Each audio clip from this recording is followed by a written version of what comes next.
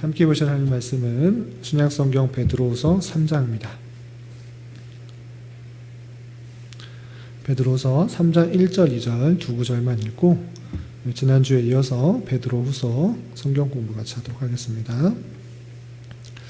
신약성경 베드로후서 3장 1절부터 2절까지 말씀, 신약성경 386쪽 전후를 보시면 되겠습니다. 1절, 2절 함께 봉독합니다. 사랑하는 자들아, 내가 이제 이 둘째 편지를 너희에게 쓰노니 이 두 편지로 너희의 진실한 마음을 일깨워 생각나게 하여 곧 거룩한 선지자들이 예언한 말씀과 주 되신 구주께서 너희 사도들로 말미암아 명하신 것을 기억하게 하려 하노라. 아멘. 잘 오셨습니다. 오늘은 서신서들의 배경 17번째 서신을 배우는 시간입니다. 우리 지난주에 이어서 베드로후서를 배우게 될 텐데 지난주에 배웠던 내용 잠깐 복습하고 오늘 베드로후서의 전체적인 내용 중요한 몇 가지 구절을 보고 같이 성경 공부하도록 하겠습니다. 우선 베드로후서 개요 기록자가 누구인가 라고 했을 때 예수 그리스도의 종이며 사도인 시모 누구죠? 베드로, 간단한 겁니다. 베드로가 썼기 때문에 베드로후서다 했죠. 그리고 수신자, 편지를 받는 사람은 우리 하나님과 구주 예수 그리스도의 의를 힘입어 동일하게 보배로운 무엇을 우리와 함께 받은 자들이었죠? 믿음. 동일한 믿음을 함께 받은 그런 성도들에게 썼다. 이렇게 1장 1절에 표현하고 있습니다. 그렇다면 이 베드로후서는 언제 기록했고 어디서 기록했는가 정확하게는 알 수 없으나 베드로 상황을 봤을 때 베드로가 죽기 전에 네로 기독교 핍박기였던 AD 64년 그쯤에 죽기 전에 로마에서 이 편지를 썼을 것이다 이렇게 생각하고 있습니다. 자, 베드로 상황이 어떠한 것을 아는 것을 통해서 이렇게 장소와 연대를 추측할 수 있었죠? 베드로 상황이 무엇이 임박한 것을 깨달았죠? 죽음이 임박한 것을 깨달았습니다. 여러 구절에 표현되는데 1장 13절에 보면 내가 이 장막 있을 동안에 라는 표현도 있고 14절에서는 나도 나의 장막을 벗어날 것이 임박한 줄을 알미라 이런 표현도 있고 또 15절에 보면 내가 힘써 너희로 하여금 내가 떠난 후에라도 어느 때나 이런 것을 생각나게 하려 하노라 라고 하면서 죽음이 얼마 남지 않았다라는 힌트를 볼 수 있습니다. 그렇다면 베드로가 네로의 핍박 가운데 로마에서 죽었기 때문에 그때쯤 로마에서 썼을 것이다 이렇게 추측할 수 있는 것입니다. 자, 기록 목적 우리가 읽었던 베드로서 3장 1절 2절에 잘 나와 있는데 그 목적을 이렇게 표현했습니다. 그러니까 이 편지를 통해서 선지자들이 예언한 말씀과 사도들로 말미암아 명하신 것을 어떻게 하려고 했죠? 기억하게. 선지자들이 예언한 말씀들 배웠고 또 사도들이 여러 가지 한 말들을 배웠습니다. 그런데 한번 듣고 사람들은 금방 잊어버리니까 이 편지를 써서 잊어버리지 않도록 계속적으로 기억하게 하기 위해서 베드로서를 썼다 이렇게 생각할 수 있는 것입니다. 기록 목적이 우리가 읽었던 3장 1절과 2절에 잘 표현되어 있습니다. 그래서 믿음의 형제들에게 두 번째 편지를 쓰므로 말미암아 마지막으로 하고 싶은 말을 전하는 유언적 성격을 갖고 있는 것이 베드로후서다 이렇게 배웠습니다. 그리고 강조점이 여러 가지 것들이 있지만 5가지로 정리하면 거짓 교사, 가짜 교사들에 대한 경계를 다루면서 하나님의 심판을 강조하고 있고요. 또 두 번째는 재림, 예수님께서 다시 오신다라는 것들을 부인하는 자들이 있었는데 그런 사람들에 대해서 그런 것이 아니라 반드시 주님께서 다시 오신다, 재림에 대해서 강조하고 있고 또한 주의 교훈과 그에 따른 사도적 정통, 선지자들이 말했던 것, 또 사도들이 명하였던 그 내용들을 잘 기억하고 지켜라. 사도적 정통을 강조하고 있습니다. 그리고 네 번째는 이단의 위험을 의식하여서 참된 지식을 강조하고 있습니다. 이단들이 교묘하게 들어와서 사람들을 현혹시키는 일들이 많이 있는데 그런 것에서 미혹되지 않도록 참된 지식 아래서 잘 생활할 수 있도록 참된 지식을 강조하는 것입니다. 그리고 주를 따르는 성결한 삶, 주님을 따르는 그런 삶이 어떠한 삶인지를 다양하게 알려주면서 그렇게 성결하고 거룩한 삶을 강조하고 있는 것이 베드로후서다, 이렇게 이해하시면 되겠습니다. 그래서 베드로후서와 베드로전서 비슷한 점도 있는데 구분을 하자면 베드로전서와 후서를 좀 구분을 해서 차이점을 들자면 베드로전서가 핍박과 박해 아래에 있는 교인들을 위로하고 격려하는 것에 중점을 둔다고 하면 공통점도 많이 있습니다. 근데 차이점을 둔다고 하면 핍박과 박해 아래에 있는 성도들을 격려하고 위로하는 것이 베드로전서, 또 후서는 이단에 대한 위험성을 강조하면서 교인들이 실족하지 않고 이단에 빠지지 않도록 그리고 성결한 삶을 잘 살아갈 수 있도록 강조하는 바른 종말론적 신앙을 가지도록 하는 것이 베드로후서다.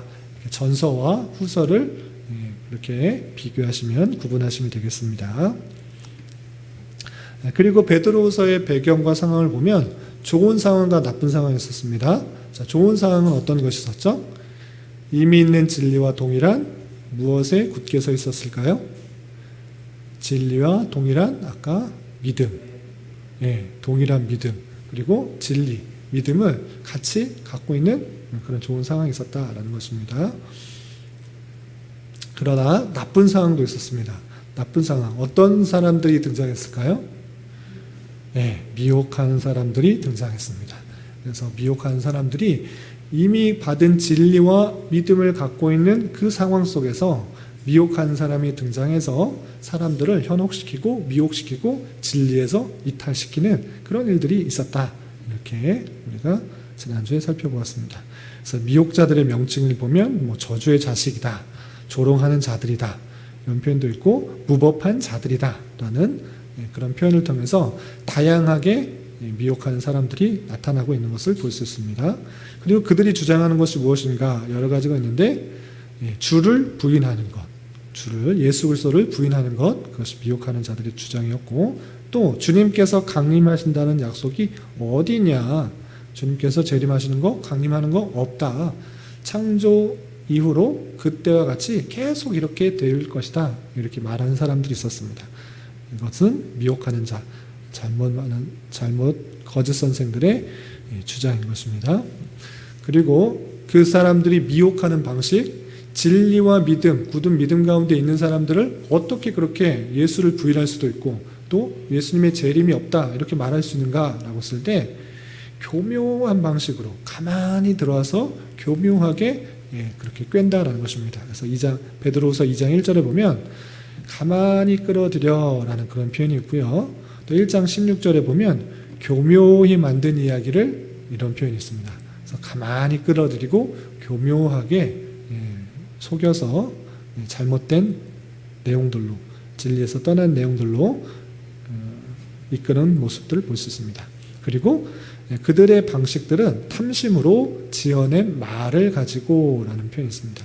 그러니까 탐심을 가지고 지어내고 있다. 진리를 가지고 밝히는 것이 아니라 탐심을 가지고 지어낸 말을 가지고 너희를 꿰고 있다, 이렇게 표현하고 있는 것입니다.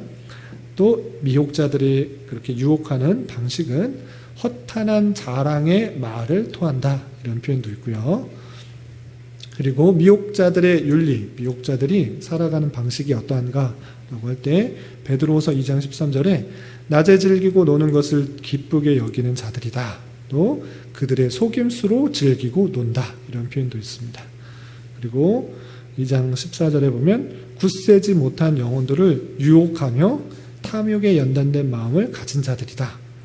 굳세지 못한 영혼들, 굳은 믿음이 아닌 그런 영혼들을 유혹하는 그런 사람들이다 라는 표현도 있고, 아까도 표현된 것처럼 지어낸 말을 가지고 자신의 이득을 삼는 그런 사람이다. 그리고 그렇기 때문에 그 결과는 멸망을 스스로 취하게 된다. 그게 결과는 결국은 멸망하게 된다.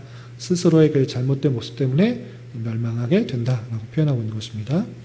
그리고 여럿이 그들의 호색하는 것을 따르니 이로 말미암아 진리의 도가 비방을 받게 되는 그런 안타까운 결과도 낳게 된다라고 표현하고 있습니다. 2장 3절에서 보면 그들의 심판은 옛적부터 지체하지 아니하며 그들의 멸망은 잠들지 아니한다라고 하면서 그들의 심판은, 최후의 심판은 반드시 있을 것이고 자지 않을 것이다. 반드시 깨어서 그들에게 임하게 될 것이다 라고 표현하고 있습니다.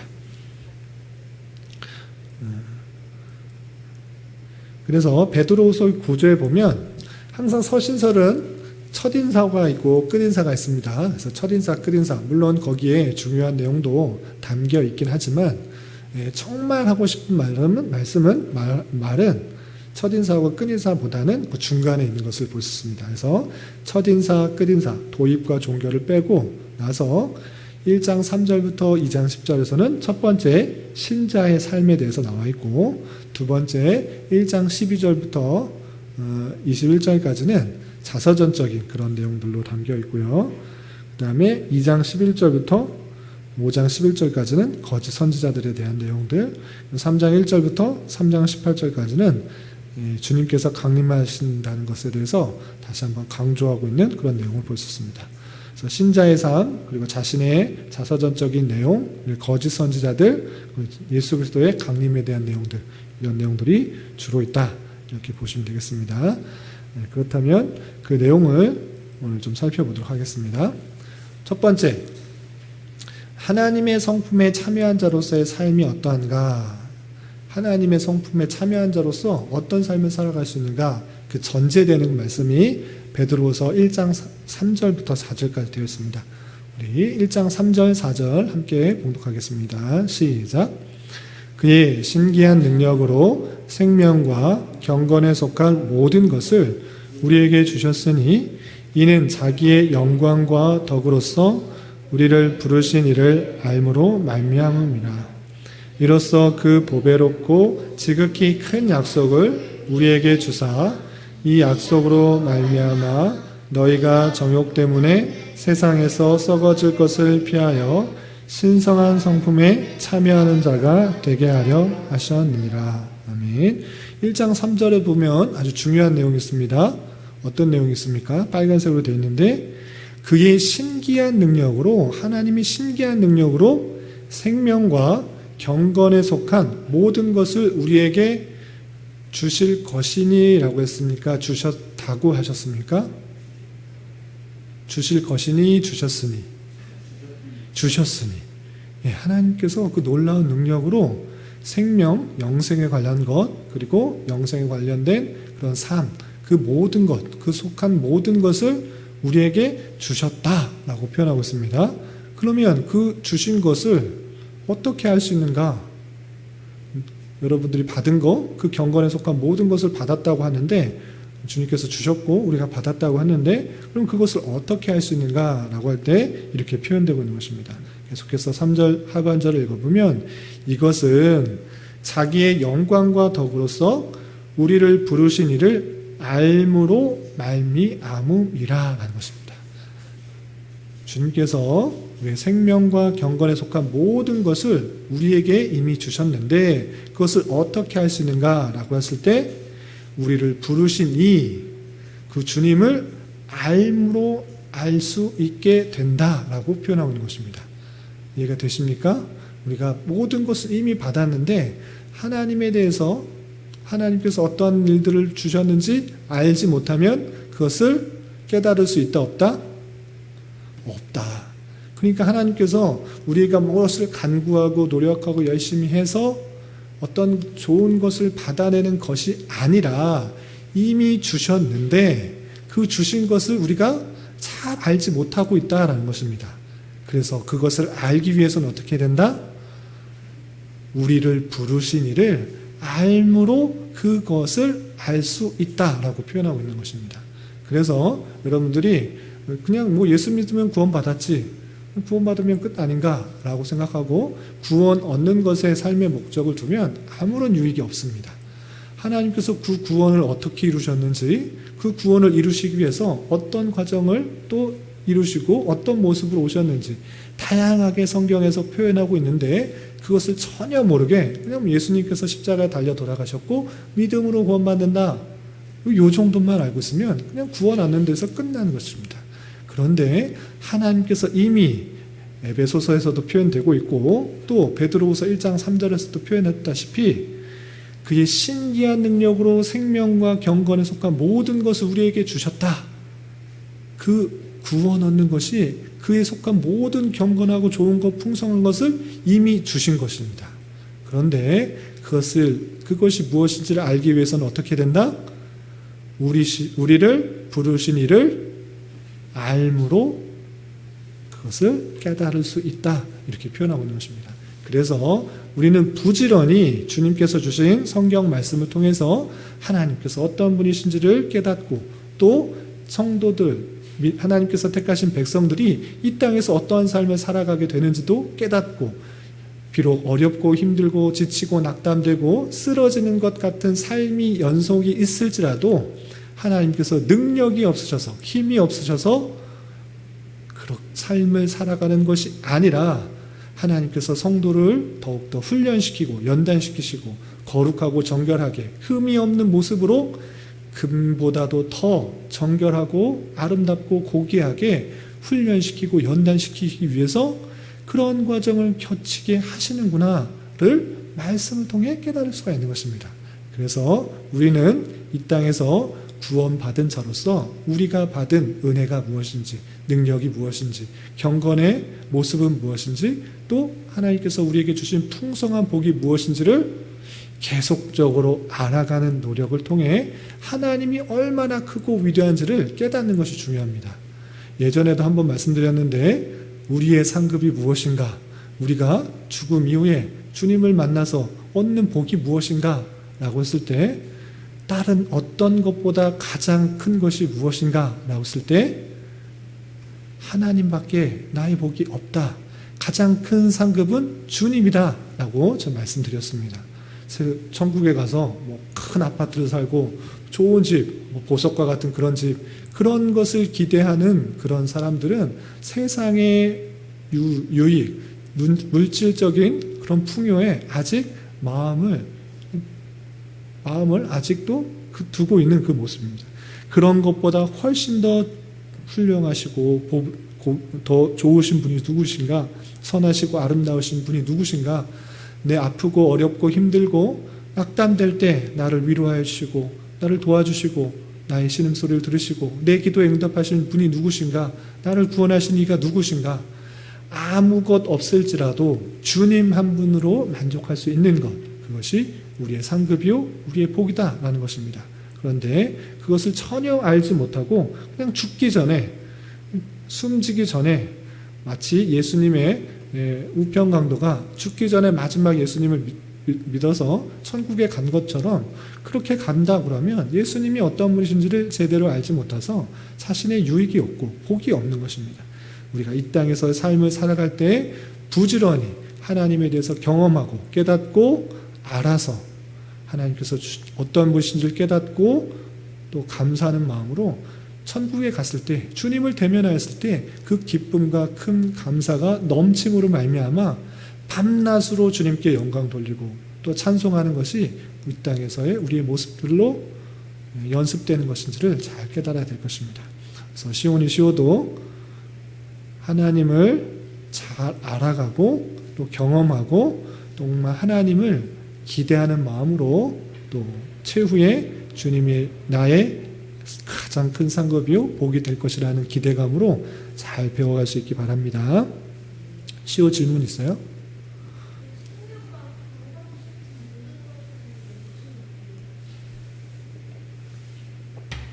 네, 하나님의 놀라운 능력으로 우리가 영생을 얻었잖아요. 그건 생명이라 표현하고 그 영생뿐만 아니라 우리가 바르게 살아갈 수 있는 그런 삶이 있습니다. 그것을 경건에 속한 모든 것이다 이렇게 표현한 것입니다. 영생을 얻었을 뿐만 아니라 우리가 이 땅에서 살아갈 때 모든 살아가게 되는 그런 좋은 것들, 그런 것을 우리에게 주셨다 이렇게 표현하고 있는 것입니다. 그런데 그것을 어떻게 할 수 있는가? 그것을 우리를 부르신 이를 알므로 말미암아 그것을 알 수가 있다. 그냥 우리가 그냥 예수 믿고 구원받는다 이 정도만 알고 있으면 하나님께서 그 주신 그 구원의 의미, 영생의 의미, 그냥 죽지 않고 그냥 끝까지 산다는 그 의미인가? 영생의 의미 잘 생각해 보면 택함을 받지 않은 사람도 영원히 삽니다. 영생의 의미를 잘 알아야 됩니다. 예, 택한 사람도 영원히 살고 택함을 받지 못한 예수님을 믿지 않는 사람도 영원히 삽니다. 그냥 단순히 영원히 사는 것을 말하는 것이 아닙니다. 지옥에서의 영원한 삶은 아무런 의미가 없는 것입니다. 근데 영생은 예수 그리스도를 아는 것, 그것이 영생이라 표현하고 있는 것입니다. 그것이 얼마나 크고 귀중한 의미이며 우리의 삶에 의미가 있게 되는 그 놀라운 사랑의 모습들을 아는 자로서 영생이 있는 것입니다. 그래서 그 생명과 또 경건에 속한 모든 것, 우리에게 주신 모든 복, 유익들, 그것을 이미 주셨는데 그것을 알므로 말미암아 그것을 깨달을 수 있게 된다라는 것입니다. 여러분들도 부지런히 성경을 읽고 하나님께서 우리에게 주신 유익이 무엇인지, 하나님께서 섭리가 무엇인지를 잘 깨달아 그 복을 많이 누릴 수 있는 우리가 되어야 될 것입니다. 세상 종교와 다른 것이, 기독교와 세상 종교와 다른 것이 무엇이냐면, 여타의 세상의 종교들은 인간의 열심, 인간의 노력, 인간의 공로, 그것을 통해서 신을 감동시켜서 복을 이끌어내려고 하는 것입니다. 그러나 기독교는 그런 것이 아닙니다. 출발점도 다르고 결과도 다릅니다. 기독교는 오직 하나님께서 택하신 백성에게 계속 부어주신 은혜가 있는 것입니다. 우리가 힘이 좋아서, 능력이 좋아서, 착해서, 선해서, 의로워서 우리를 구원해 주신 것이 아니고 하나님께서 택하여 주시고 하나님께서 은혜를 베풀어 주셨기 때문에 우리가 구원을 받을 수 있는 것입니다. 그 놀라운 은혜를 받은 자로서 감사한 마음으로 우리의 삶의 모습들이 드러나게 되는 것입니다. 그래서 율법을 지켜서, 하나님의 계명을 지켜서 구원받는 것이 아니고 하나님의 은혜에 따라서 구원받은 자로서 그런 계명들, 이런 율법들, 그것을 감사함으로 지켜가는 것이 기독교인 것입니다. 그런 우리가 풍성한 은혜를, 얼마나 큰 은혜를 받았는지 잘 아는 것을 통해 그 놀라운 것, 경건에 속한 모든 것들을 잘 깨달을 수 있기 바랍니다. 다음 빨리 넘어가겠습니다. 그리고 권면하는 것들이 있는데 하나님의 성품에 참여한 자로서 여러 가지 것들을 권면하는데 특별히 베드로 사도는 더욱 힘써야 된다, 더욱 힘써야 된다, 이것을 두 번씩이나 강조하면서 여러 가지 표현하고 있습니다. 우선 베드로후서 1장 5절부터 7절에서는 이런 것을 더욱 힘쓰라라고 표현하고 있습니다. 우리 베드로후서 1장 5절부터 7절까지 함께 봉독하겠습니다. 시작. 그러므로 너희가 더욱 힘써 너희 믿음의 덕을, 덕의 지식을, 지식의 절제를, 절제의 인내를, 인내의 경건을, 경건의 형제 우애를, 형제 우애의 사랑을 더하라. 아멘. 더욱더 힘써야 된다 그랬습니다. 더욱더 힘써야 되는데 하나님께 구원을 받은 자로서, 하나님의 성품에 참여한 자로서 더욱 힘써야 되는 것이 무엇인가? 우리가 믿음으로 말미암아 구원을 받았다 이렇게 표현하고 있습니다. 그런데 그냥 단순히 믿은 것, 그것으로 그치지 말아라. 그 믿음에 더 추가해야 될 것이 있는데 덕을 추가해야 된다라는 것입니다. 덕이 무엇입니까? 상대방의 유익이 되는 여러 가지 필요한 것들인 것입니다. 그래서 내가 그냥 믿음 갖고 있다, 그래서 그것이 끝이 아니고 정말 그 믿음이 정말 유익하게 되기 위해서는 내 자신만이 아니라 교회 공동체 안에서 유익이 되게 하기 위해서는 그 믿음에 덕을 더 붙여야 된다는 것입니다. 교회를 잘 세울 수 있는 그런 모습들, 상대방에게 유익이 될 수 있는 덕을 세워야 될 것이고 그 덕에 그치는 것이 아니라 그 덕이 정말 유익이 되게 하기 위해서는 하나님의 말씀에 기초하여서 교회를 세울 수 있는 것이 되어야 됩니다. 그래서 덕에 지식을 더 붙여라. 그리고 그 지식에서 그치는 것이 아니라 하나님을 아는 지식들, 여러 가지 지식들, 그런 것들이 오히려 상대방에게 해칠 수가 있기 때문에 그 지식은 절제를 덧붙여야 된다라고 표현하고 있습니다. 그리고 그 절제에 인내하고 참을 수 있는 힘을 가져야 되고 또 그 인내 속에서 더욱더 경건한 모습을 유지할 수 있도록 경건을 더해야 하고 또 그 경건 위에다가 형제에게 더 사랑하고 아낄 수 있는 형제 우애를 더하고, 그리고 형제 우애에 가장 중요한 것, 예전에 주일 설교에서도 표현했다시피 사랑을 더하라. 사랑 없이는 그 모든 것들이 울리는 꽹과리 같다. 오히려 시끄럽게 하는 것일 뿐이다 라고 하면서 그 모든 것들에 사랑을 더하여서 더욱 이 모든 것들이 올바르게 될 수 있도록 힘써야 되는 것을 강조하고 있습니다. 그리고 베드로후서 1장 10절과 11절에 또 이렇게 더욱 힘써야 될 것을 이렇게 표현하고 있는데, 10절 11절 말씀도 함께 봉독하겠습니다. 시작. 그러므로 형제들아 더욱 힘써 너희 부르심과 택하심을 굳게 하라. 너희가 이것을 행한즉 언제든지 실족하지 아니하리라. 이같이 하면 우리 주 곧 구주 예수 그리스도의 영원한 나라에 들어감을 넉넉히 너희에게 주시리라. 아멘. 또 더욱 힘쓰라고 되는데, 이번엔 무엇을 더욱 힘쓰라고 하냐면 하나님께서 너희를 부르셨고 하나님께서 택하셨다. 이것을 굳게 하라는 것입니다. 내가 하나님을 선택한 것이 아니고 내가 하나님을 찾은 것 아닙니다. 우리는 하나님께 붙들림을 받은 것, 이것이 아주 중요합니다.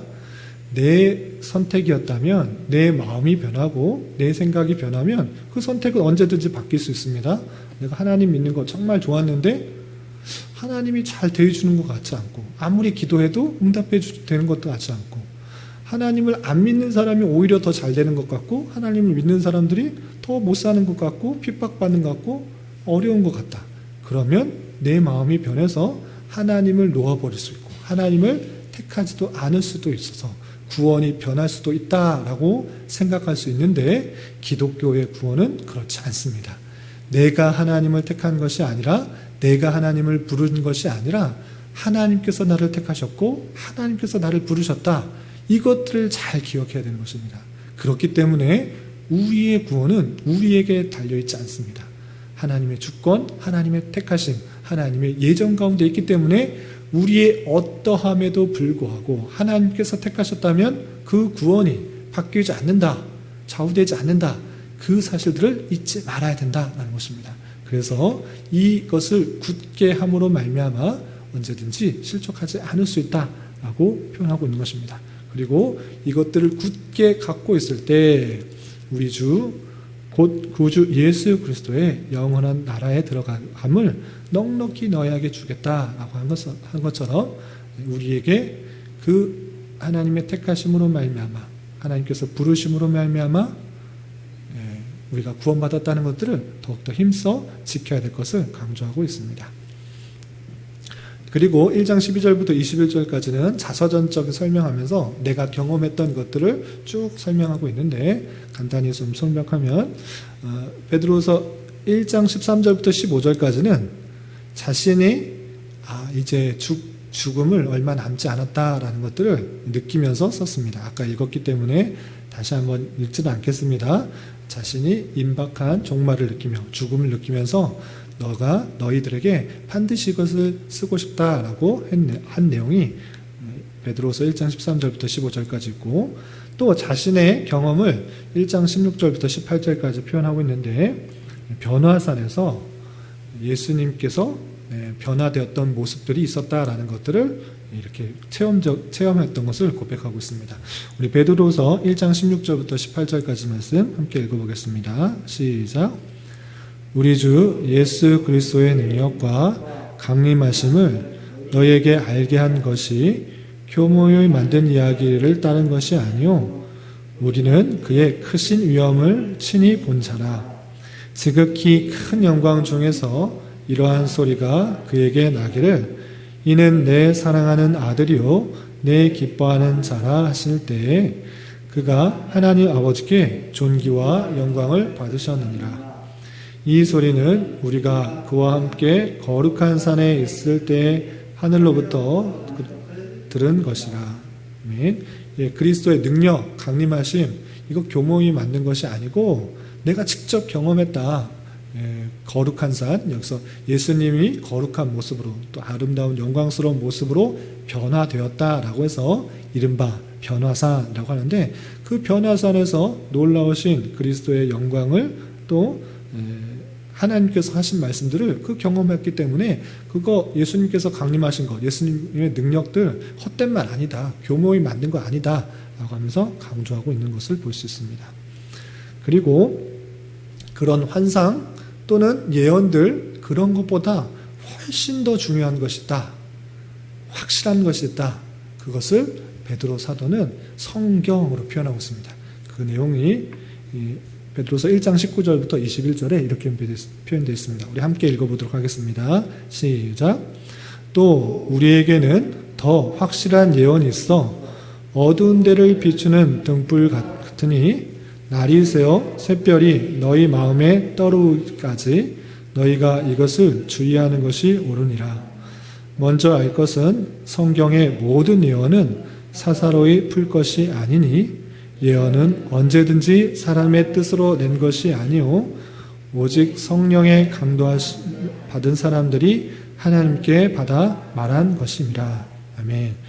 자기가 변화산에서 경험하였던 놀라운 신비한 것들을 말했습니다. 그리고 그것에 그친 것이 아니라 또 우리에게는 더 확실한 예언이 있다, 이렇게 표현하고 있습니다.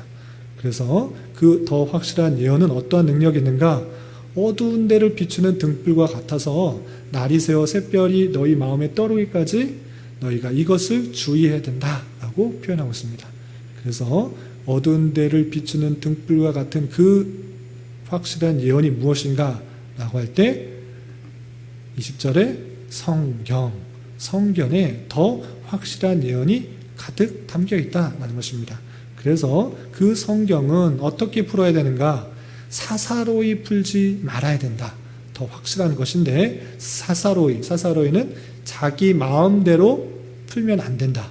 성경의 여러 예언들이 잘 표현되는데 내가 원하는 대로 풀면 안 된다. 사사로이 풀 것이 아니다 라는 것입니다. 성경을 읽을 때 내가 원하는 구절만 뽑아서 그렇게 사사롭게 개인적으로 적용하기 위해서 풀지 말아라, 이렇게 표현하고 있는 것입니다. 성경 전체의 말씀들이 오류가 없는 방식으로 또 어긋남이 없는 방식으로 하나님께서 우리에게 주신 정확무오한 오류가 없는 그 말씀으로 받아들여서 그 내용을 확실히 붙들어 그 말씀 가운데 우리의 어두운 마음을, 어두운 곳을 비추고 밝히는 그 역할들을 해야 된다라는 것입니다. 그래서 이 성경 속에 있는 그 예언들, 그 모든 말씀들은 사람의 뜻으로 낸 것이 아니다. 비록 사람이 기록하였지만 사람이 그냥 자기 마음대로 그렇게 기록한 것 아니다. 사람이 그냥 자기 생각과 뜻을 적어낸 것 아니다. 어떻게 했느냐? 오직 성령의 감동하심을 받은 사람들이 하나님께 받아 말한 것이다 라고 표현하고 있습니다. 그러니까 성경에 약 40여 명의 기록자들이 있는데 자기의 생각, 자기의 뜻, 그냥 자기가 하고 싶은 거 막 적어서 기록으로 남아서 성경이 된 것 아니고, 모든 성경은 하나님께서 그 기록자들에게 감동하셔서 하나님께서 깨닫게 해주셔서 하나님께서 하시고자 할 말씀들을 그 사람들을 통하여서 기록하게 하신 것이다.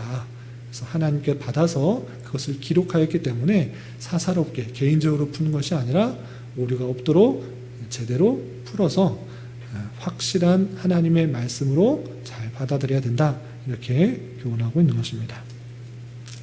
그리고 2장에 보면 거짓 선생들이 등장한다라는 그런 표현이 있는데, 거짓 선지자들이 어떤 모습 가운데 있는지 좀 몇 구절을 좀 살펴보겠습니다. 우리 2장 1절 말씀, 베드로후서 2장 1절 말씀 함께 읽어보겠습니다. 시작. 그러나 백성 가운데 또한 거짓 선지자들이 일어났었나니 이와 같이 너희 중에도 거짓 선생들이 있으리라. 그들은 멸망하게 할 이단을 가만히 끌어들여 자기들의 사신 주를 부인하고 임박한 멸망을 스스로 취하는 자들이라. 아멘. 거짓 선생들, 거짓 선지자들이 등장해서 미혹하게 한다, 주님을 부인하게 한다라는 그 말씀이었습니다. 그런데 이것은 베드로 사도가 있을 때만 있는 것이 아니라 구약 시대도 있었을까요? 없었을까요? 있었고, 또 오늘날에는 있을까요? 없을까요? 예? 없어요? 있죠? 예. 구약 시대, 또 예수님 시대, 베드로 시대, 또 오늘날에 이르기까지 계속적으로 있는 것이 이 거짓 선생, 거짓 선지자, 미혹하는 영들이 계속적으로 있다라는 사실들을 주의 깊게 생각해야 되는 것입니다.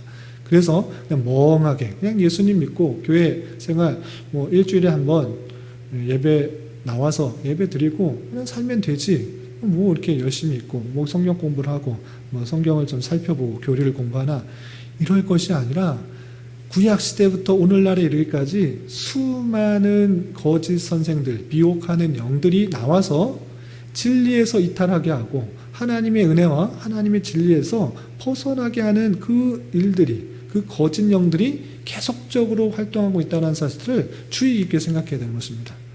그래서 진리에서 이탈되지 않도록 하나님께서 주신 말씀들을 그대로 받고 그 줄기와 원칙과 내용들이 무엇인지를 제대로 알지 못하면 쉽게 이단들에 빠지게 됐다는 것을 주의 깊게 생각해야 되는 것입니다. 특별히 우리나라 교회 역사에 있어서, 기독교 역사에 있어서 이런 그냥 구원받으면 된다, 복음을 전하고 예수님을 믿으면 구원받는다라는 그 짧은 복음의 핵심적인 내용들만 전하게 되고 그 중요한 교리의 내용들, 복음의 핵심적인 내용들을 가르치지 않으로 말미암아 우리나라에 정말 많은 거짓 선생들, 거짓 영들이 많은 것을 보게 됩니다.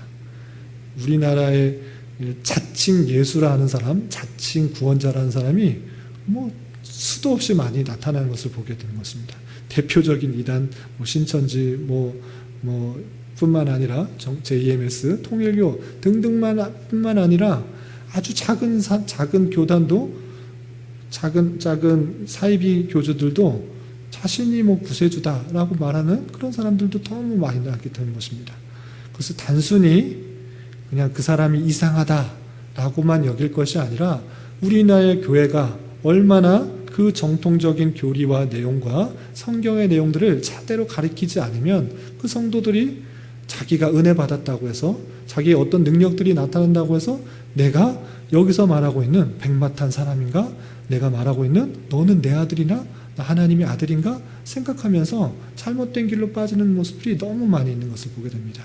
그래서 하나님께서 주신 말씀들, 그 말씀들을 제대로 잘 보이고 깊게 생각하지 않으면 쉽게 이단에 빠지고 쉽게 미혹하는 영에 빠져서 진리에서 이탈되고 하나님에 대해서 잘못 생각할 수 있고 예수 그리스도에 대해서 오해하는 일들이 많이 있을 수 있다라는 것들을 기억하면서, 베드로 사도도, 바울 사도도 마찬가지지만 베드로 사도도 거짓 선생들이 많이 있다, 너희들 주의해라, 너희 미혹되지 않게 주의해라, 진리에서 이탈되지 않도록 주의해라 강조하고 있는 모습들을 잘 생각해 보아야 될 것입니다. 그래서 그 사람들은, 거짓 선생들은 주를 부인하고 임박한 멸망을 스스로 취하는 자들이다 라고 하면서 그 거짓 선생들에 대해서 주의해야 될 것을 강조하고 있습니다. 또 그들의 모습들은 어떤가 아까도 설명했기 때문에 그냥 짧게 읽고 넘어가겠습니다. 베드로서 2장 1절부터 3절까지 보면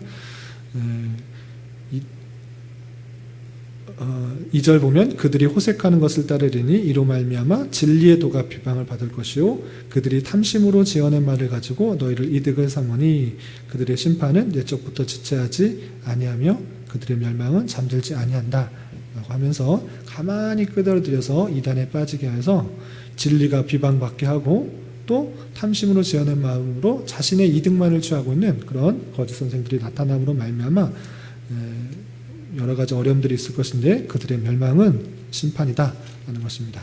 그리고 2장 4절부터 22절까지는 그런 거짓 선지자들, 미혹하게 하는 영들이 실제 어떻게 나타나는지 예를 들면서 설명하면서 그들이 다 심판을 받았다라는 것들을 강조하고 있습니다. 노아의 홍수도 말하고 있고 소돔과 고모라에 있었던 일도 말하고 발람의 예를 들면서 그 거짓 선지자들이 심판받았던 예들을 강조하면서 그들의 결국들은 심판이다라는 것들을 강조하고 있습니다. 그리고 3장에 넘어가서는 그리스도의 강림에 대한 변호를 하고 있습니다. 그래서 3장 1절부터 2절까지는 이것을 왜 썼는지 다시 한번 설명하면서 그리스도의 강림을 변호하고 있는데, 조롱하는 자, 미혹하는 자, 이단, 거짓 선생들은 어떻게 말하느냐.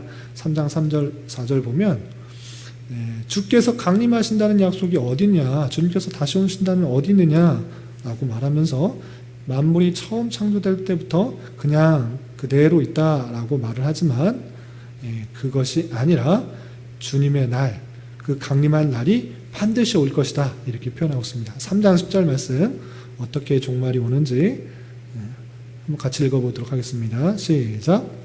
그러나 주의 날이 도둑같이 오리니 그날에는 하늘이 큰 소리로 떠나가고 물질이 뜨거운 불에 풀어지고 땅과 그 중에 있는 모든 일이 드러나리로다. 아멘. 그 마지막 날 주님께서 강림하시는 날, 주님께서 다시 오시는 날, 최후의 심판이 있는 것인데 그날이 언제냐? 수천 년이 지나도 안 오니까 안 올 것 같다라고 생각할 것이 아니라 그날은 도둑같이 갑작스럽게 생각지도 못하게 온다. 그리고 그것이 오게 되면 하늘이 큰 소리로 떠나가고 물질이 뜨거운 불에 풀어지고 땅과 그 중에 있는 모든 일이 드러나리라 이렇게 표현하고 있습니다. 이른바 요한계시록에서는 새 하늘과 새 땅, 신천, 신지 그 모습으로 오늘날 보는 모습과 같이 이런 모습이 아니고 새롭게 변하게 될 것이다 라고 표현하고 있습니다. 그날이 반드시 올 것을 다시 한번 알려주고 있는 것입니다. 그래서 어떻게 되는가? 그리스도께서 오신다, 다시 오신다라는 것들을 아는 자로서 어떠한 삶을 살아가야 되는가? 베드로후서 3장 14절부터 18절까지 되어 있는데 우선 3장 14절 15절 먼저 읽어보겠습니다. 시작. 그러므로 사랑하는 자들아 너희가 이것을 바라보나니 주 앞에서 점도 없고 흠도 없이 평강 가운데서 나타나기를 힘쓰라. 또 우리 주의 오래 참으심이 구원이 될 줄로 여기라. 우리가 사랑하는 형제 바울도 그 받은 지혜대로 너희에게 이같이 썼고, 두 가지 강조되고 있는데 첫 번째는 하나님 앞에서 점도 없고 흠도 없이 평강 가운데서 나타나기를 힘쓰라 됐습니다. 우리가 죄를 지고 하나님 앞에 죄를 지면 하나님 앞에 떳떳해요? 떳떳하지 못합니까? 떳떳하지 못합니다. 그렇기 때문에 우리가 구원받은 자로서 또한 요한계시록의 표현에 의하면 우리는 결혼하기 위해서 준비되는 신부와 같은 모습이다 라고 했습니다. 결혼하기 위해서 신부가 그냥 아무렇게나 그냥 편한 옷 입고 그냥 자고 잘 때 입는 옷, 그냥 내복이나 그냥 아무 때나 입는 그 옷을 입고 결혼식에 들어갑니까? 아니면 세상에서 제일 아름다운 옷으로 꾸미고 치장하고 화장하고 그 예식장에 혼인잔치에 갑니까? 아주 아름답게 꾸미고 가는 것이 당연한 것입니다. 마찬가지로 성도로서 주님을 배울 때 부끄러운 모습으로 있는 것이 아니라 더러운 모습으로 있는 것이 아니라 주님 보시기에 참으로 아름다운 모습이 될 수 있도록 내가 꾸미고 정결하고 또한 흠이 없도록 하는 것이 마땅하다. 감사한 마음으로 평안한 마음으로 만날 수 있도록 두려운 마음으로 죄 있는 마음으로 하나님을 만나는 것이 아니라 주님께서 오실 때 점도 없고 흠도 없고 거룩하고 순결한 모습으로 잘 치장된 아름다운 신부와 같은 모습으로 나타나기를 힘써라.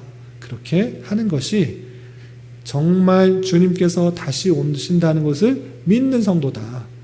그것이 정말 주님의 강림, 주님의 재림을 준비하는 자세다. 주님께서 안 오실 것처럼 내가 그냥 아무렇게나 사는 것이 아니라 주님께서 도적같이 언제 올지 모르는데 그때가 아무도 모르게 올 거라는 것을 믿고 언제 오든지 간에 정말 부끄러움이 없도록 또 두려움이 없을 수 있도록 흠도 없이 점도 없이 거룩하고 성결하고 하나님께서 원하시는 삶을 살기를 힘써라 이렇게 표현하고 있는 것입니다.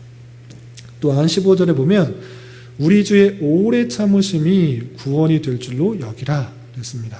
우리 주의 하나님께서 오래 참으심이 구원이 될 줄로 여기라.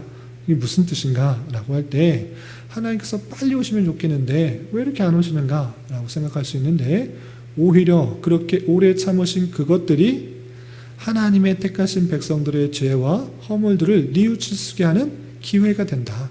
구원이 된다. 아직도 하나님의 택하신 백성들이 주께로 데려오지 않았고 또한 회개 가운데 나아가지 않은 그런 영혼들이 있기 때문에 오래 참으시는 것이다. 하나님의 택하신 백성들이 다 주께로 다 되돌아오게 하기 위해서 오래 참으시고 계시다라는 사실을 잊지 말아야 된다라는 것입니다.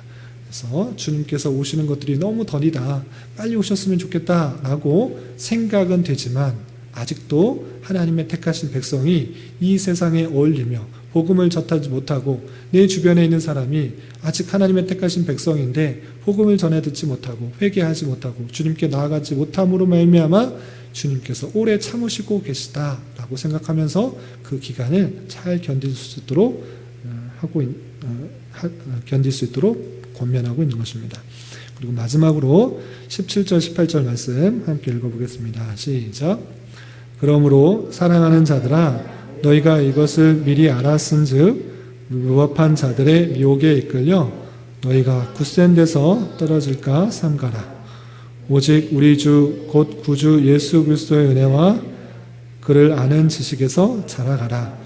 영광이 이제와 영원한 날까지 그에게 있을지어다. 아멘. 예, 사랑하는 자들아 너희가 이것을 알았은즉 무엇을 알았습니까? 미혹하는 자들이 계속 나타나서 교묘히 들어와서 가만히 들어와서 자기가 지어낸 말로 이탈되게 하는 것 알았으니, 그런 것이 계속적으로 있을 것을 알았으니 그런 사람들에게 이끌려서 믿음에 떨어지지 말고 현혹되지 말고 그렇게 되지 않도록 삼가 주의해라. 그러면 어떻게 해야 되는가? 구주 예수 그리스도의 은혜와 그를 아는 지식에서 계속적으로 자라가라. 하나님을 아는 그 지식에서 자라가지 않으면 그 미혹과 유혹과 이단 가운데 빠지기 쉽게 되니 너는 그를 아는 지식에서 자라가라 라고 권면하고 있는 것입니다. 그래서 배우고 익히는 게 열심히 하지 않으면 그냥 내 생각과 내 판단에 따라서 하나님을 섬기고 내가 만든 하나님, 내가 만든 그리스도 그렇게 만들어 놓고 섬기는 우상 숭배요 미혹에 빠질 수 있다는 사실들을 알아. 우리는 그 미혹 가운데 잘못된 길에 빠지지 않고 떨어지지 않도록 그리스도 안에서 계속적으로 하나님을 아는 지식에서 자라가기를 소망해야 되는 것입니다.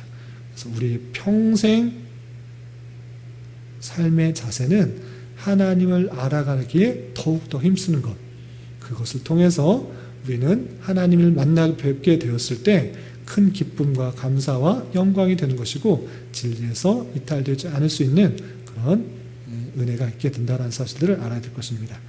이런 말씀을 통해서 계속적인 이단과 미혹하는 자들로부터 보호하고 또 우리의 신앙의 삶을 잘 단속시켜서 하나님께서 주신 말씀, 사도들이 하신 말씀, 선지자들 한 말씀들을 잘 지켜서 깨닫고 그 진리 가운데 거할 수 있는 우리 모두가 되어야겠습니다.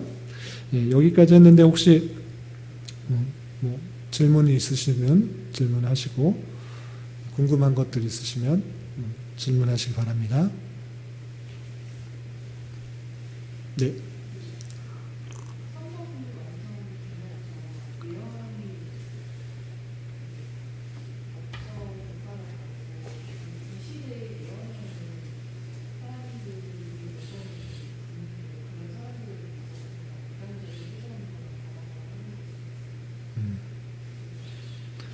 예, 계시로서의 예언은 그쳤다라고 표현합니다. 우리 히브리서 1장에 우리 그 말씀을 근거로서 표현하는데 우리 히브리서 1장을 잠깐 보면 그것은 이제 웨스트민스터 신앙고백서 1장에 대한 표현인데 그 계시의 말씀이 계속되는가 아니면 그쳤는가라고 했을 때 그쳤다라고 표현합니다. 그 왜 그런가? 그 계시의 말씀은 예수 그리스도에 대한 것이고 예수 그리스도께서 이 땅에 오셨고 모든 것을 완성시켰기 때문에 그 말씀들은 더 이상 추가되거나 보충될 필요가 없다라고 표현한 것입니다. 그것을 근거로 해서 웨스트민스터 신앙고백서에 성경에 대한 내용이 잘 나와 있는데 지금 웨스트민스터 신앙고백서가 없으니까 히브리서 1장 1절 2절 말씀 보겠습니다. 1장 1절 2절 보면 옛적에 선지자들을 통하여 여러 부분과 여러 모양으로 우리 조상들에게 말씀하신 하나님이 옛적에 구약시대에는 선지자를 통해서 다양하게 말씀하셨다라는 것입니다. 그러나 2절 보면 이 모든 날 마지막에는 아들을 통하여 우리에게 말씀하셨으니 이 아들을 만물의 상속자로 세우시고 또 그로 말미암아 모든 세계를 지으셨다라고 씁니다. 말씀하신 하나님이 이 모든 날 마지막에는 아들을 통하여서 말씀하셨고 그 모든 것들을 이루셨기 때문에 더 이상 예수 그리스도에 관한 계시가 추가적으로 필요하지 않습니다. 그렇다면 오늘날에 다양하게 예언하는 사람들은 어떻게 생각해야 될 것이냐라고 할 때 상당히 주의 깊게 생각해야 됩니다. 왜냐하면 우리가 이 성경 말씀을 어떻게 보느냐 할 때 성경은 정확무한 하나님의 말씀이며 신앙과 생활의 유일한 기준이다 이렇게 표현합니다. 신앙과 생활의 유일한 기준, 그 성경 말씀을 통해서 우리가 살아갈 그 모든 것들을 알 수 있다라고 고백하는 그런 자세이기 때문에 어떤 다른 예언이 필요한가, 내가 앞으로 어떤 사람이 될 것인가, 나는 어떤 사람과 결혼해야 될 건가, 어떤 직장에 가야 될 것인가를 듣는 일이 필요한가 라고 할 때 그런 것이 필요하지 않다라는 것입니다. 성경의 내용 때문에 그런 것이 필요한가? 필요하지 않다. 혹여나 그러한 일들로 인하여서 미혹하는 영들이 수많은 미혹들이 있기 때문에 그런 것을 주의하려는 성경의 교훈을 따라야 되는 것입니다. 하나님께서는 예언할 수 있으시죠? 모르실 게 없으시고 태초의 천지를 창조하실 때부터 끝까지 다 모든 것을 꿰뚫고 계시는, 시간을 초월하시는, 시간 가운데 모든 곳에 계시는 분이시기 때문에 모르실 수가 없습니다. 그럼에도 불구하고 우리가 그 미래를 알아야만 삶을 살 수 있는가, 나에 대한 미래가 어떻게 결정되고 어떻게 해야 되는지를 알아야지만 살 수 있는 것인가, 그것이 아니라는 것을 성경에서는 교훈하고 있는 것입니다. 오히려 미혹하는 자, 예수 그리스도의 이름으로 수많은 미혹하는 사람들이 나타날 것을 경고하고 있는 것에 더 주의를 해야 되는 것입니다. 그래서 예언이다, 또는 치유다, 이런 것들이 하나님의 능력으로 일어날 수도 있으나 하나님의 능력이 그런 것을 못하지 않습니다. 그럼에도 불구하고 미혹하는 영 또한 그런 놀라운 기사와 이적들을 행한다는 것이 성경에 나와 있기 때문에, 또 성경의 말세의 때에 그런 것들을 조심하라라는 것을 말씀하셨기 때문에 우리는 그런 예언이나 치유나 방언이나 이런 것들에 더 마음을 두기보다는 성경 말씀에 더 집중하여 그 말씀으로도 충분하고도 더 풍성하게 알 수 있다라는 것입니다. 그런 예언하는 곳, 치유하는 곳, 방언하는 곳 등등등 이상한 표현이 잘못됐지만 신비한 일들이 일어나는 곳에 가는 것을 통해서 성경 말씀을 읽는 것, 배우는 것, 성경 말씀이 무엇이라고 하는지를 덮고 있다고 하면 그것은 반드시 그것은 미혹하는 영이다 라고 할 수 있는 것입니다. 오히려 다양한 것들이 나왔을 때 그 신비한 일에 마음을 두지 말고 성경을 통해서 무엇을 말씀하고 있는지를 더 밝히는 그런 사역자가 올바른 사역자이고, 또한 그런 신비한 능력이 드러날지라도 교회 안에서 교회의 온다는 모습들이 드러나야 되지, 교회를 해치고 다양한 무슨 신비한적 일들이 일어남으로 말미암아 그렇지 않은 사람들을 이상하게 생각하는, 분리되게 하는 그런 모습이라면 그건 반드시 미혹하는 영이고 분리하는 영일 수 있다라는 사실들로 조심해야 되는 것입니다. 우리는 그것이 없을지라도 이 성경 말씀을 통해서, 하나님을 아는 것을 통해서, 우리를 보내주신 예수 그리스도를 아는 것을 통하여서 주님께서 우리에게 주신 풍성한 복들을 깨달을 수 있고 알 수 있다는 사실을 잊지 말아야 되는 것입니다. 그래서 그런 것들은 항상 조심해야 되는 것입니다. 신비한 일들이 일어날 수 있습니다. 그러나 그것이 주님께 속해 있는지 주님께 속하지 않은지를 분별하지 않으면 오히려 미혹하게 될 수 있다는 사실들을 잊지 말아야 될 것입니다. 이해가 되셨는지 모르겠습니다. 그래서 베드로서 아까 우리가 1장 3절 4절 본 것처럼 이미 우리에게 주셨다라는 사실들, 복들을 많이 주셨다는 사실들을 잘 알아야 될 것이고, 또 에베소서의 모습 한번 다시 볼까요? 예전에 한번 했었는데 에베소서 한번 찾아보겠습니다. 에베소서 1장을 보시면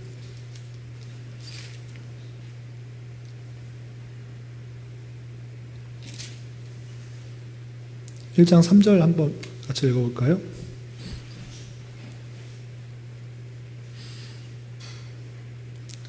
(1장 3절) 함께 봉독하겠습니다. 시작. 찬송하리로다. 하나님 곧 우리 주 예수 그리스도의 아버지께서 그리스도 안에서 하늘에 속한 모든 신령한 복을 우리에게 주시되. 뭐라고 하셨습니까? 찬송하자.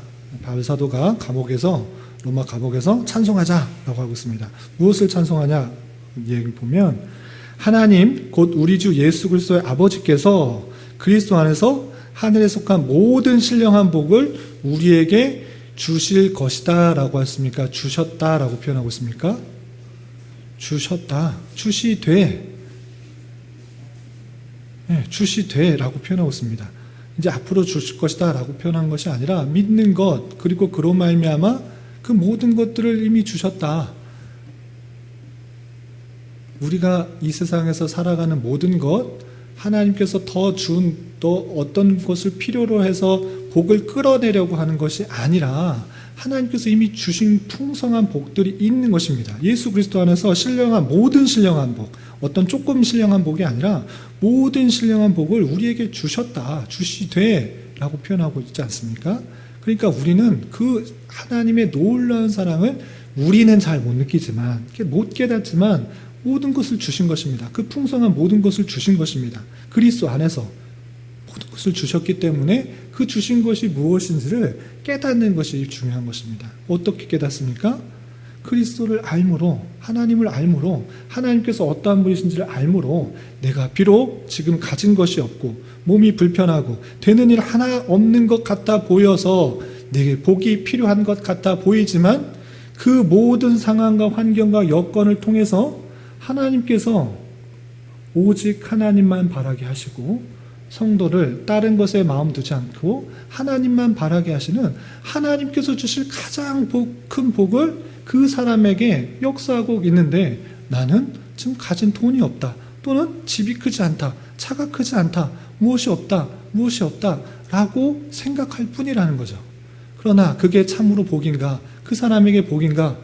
그것이 아니고 모든 신령한 복을 그를 통해서 주시는 것이고, 비록 내가 느끼지 못할지라도 하나님께서 각 사람에게 가장 필요한 것들을 하나님의 때에 가장 선하게 이끌어 가시면서 우리를 이끌어 가시는 것이 하나님의 놀라운 섭리요, 하나님의 이끄심이요, 우리를 이 땅에서 인도하시는 방편이라는 것들을 성경을 통해 배워가는 것이죠.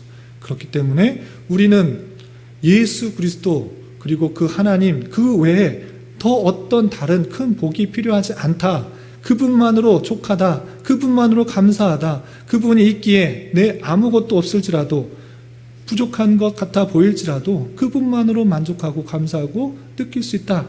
그것이 내가 주신 큰 복이다.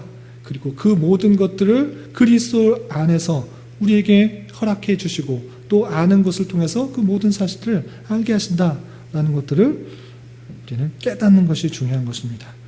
하나님을 알지 못하고 성경을 덮고 그냥 내 힘으로, 내 능력으로, 내 열심으로, 내 공로로 하나님의 복을, 어떤 것을 끌어내려고 하는 그런 노력들, 그것은 성경이 아니고 이 땅의 다른 종교의 모습인 것입니다. 그것이 아니라 이미 우리에게 그리스도를 통해서 큰 복을, 모든 신령한 복을 주셨는데 그 복이 무엇인지를 깨닫기 위해서 성경 말씀을 부지런히 깨닫고 하나님의 섭리 방편을 부지런히 깨닫고 이해하는 것을 통해서 오직 하나님만으로 만족하고 하나님만을 기뻐할 수 있는 우리가 되어야 되는 것입니다. 또 다른 질문 혹시 있으시면? 없으시면 여기까지 하고 다음 시간에는 유다서를 거의 끝나가는데 유다서 전에 우리 요한 1, 2, 3서 하도록 하겠습니다. 요한 2서와 3서는 되게 짧아서 묶어서 할까라는 생각도 있는데 일단 다음 시간에는 요한 서신을 하도록 하겠습니다. 기도하고 마치겠습니다. 하나님 아버지 감사합니다. 오늘 베드로서의 말씀을 통하여서 이미 믿음 가운데 있고 또 진리 가운데 있는 성도들에게 다양한 미혹하는 자들로부터 이탈되지 않도록 더욱더 말씀을 귀중하게 여기며 또 살아가야 될 것이며, 또 그 말씀을 잘 배우고 익히는 가운데서 우리에게 허락하신 복들을 잘 깨닫고 또 하나님의 신령한 것들을 잘 이해할 수 있도록 하시는 말씀을 대하였습니다. 이런 말씀을 대하는 자로서 주님이 오시기를 기대하는 마음으로, 또 주님의 오시는 것들이 도적같이 올 것이라는 것들을 믿는 자세로서 또 하나님 앞에 성결하고 거룩하게 살아가게 하시고, 또 우리에게 맡겨진 자리에서 가장 좋은 것으로 채워주시고 인도해 주시는 주님의 섭리의 손길들을 잘 깨달아 오직 주님 한 분으로 감사하며 찬양하며 만족할 수 있는 자 되게 하여 주시옵소서. 코로나로 인하여 많은 이들이 어렵고 힘든 가운데 있는데, 주님, 이 상황 속에서 또 성도들이 더욱더 하나님 앞에 자복하며 회개하며 어떠한 삶을 살아가야 되는지 기도하게 하여 주시고, 주님께서 원하시는 삶을 살아갈 수 있는 저희 모두가 될 수 있도록 인도하여 주시옵소서. 또한 가정적인 문제로 또 경제적인 문제로 여러 가지 어려움 가운데 있는 성도들 주님께서 붙들어 주시고 인도하여 주시고, 더욱더 하나님을 의지하는 가운데 가장 선한 길로 인도하여 주시는 우리의 기대와 또 소망보다 훨씬 더 선하게 역사하시는 하나님을 깊이 경험하는 기회 되게 하여 주시옵소서. 예수님의 이름으로 감사히 기도드리옵나이다. 아멘.